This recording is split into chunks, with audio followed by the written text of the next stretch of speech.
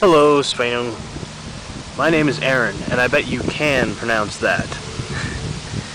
I wanted to preface this by saying that I really enjoyed all of your videos. I got a big kick out of them. I think you're really funny, you got a lot of energy, and you are very smart too, which is a great thing. And I know that you said you were oversimplifying the whole free will subject, but I did want to take issue with it because as much as I agree that people tend to think of free will as something absolute, and that is total bullshit. There is such a thing as free will in as much as ultimately we are all responsible for our own actions in the final sense of what we choose to do. Yes, genetics, our biological makeup, our neurochemistry, these things, our history even, and past experiences, these things all affect our choices. But to say that we have no choice is just as ridiculous to me as to say that it's God's plan.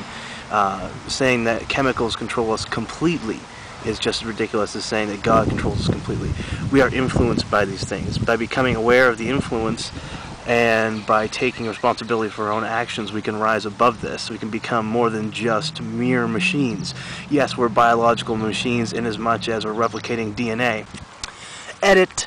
Where was I? Yes, well, I was saying that we have forces that act upon us and influence us and cause us to be more apt to act in one way or another, but ultimately we are responsible for our own actions.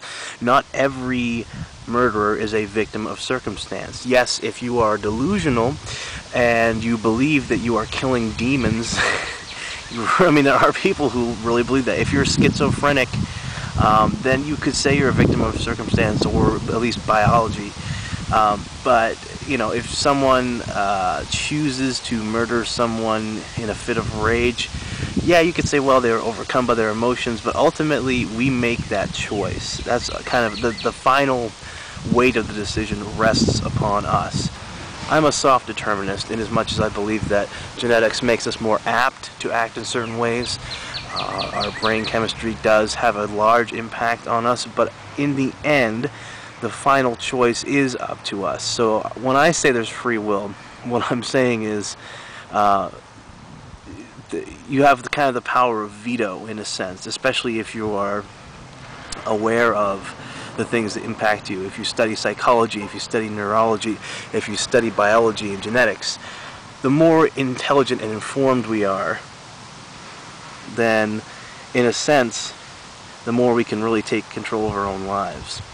So yes, free will as the Christian fairy tale is bullshit, but in my opinion so is hard determinism. So is, well, you're born, you're going to play out your genetic code, and then you die.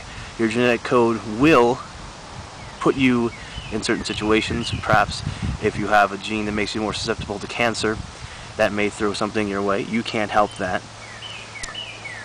But you can certainly choose to either do something stupid like get ozone therapy or something intelligent like get chemotherapy.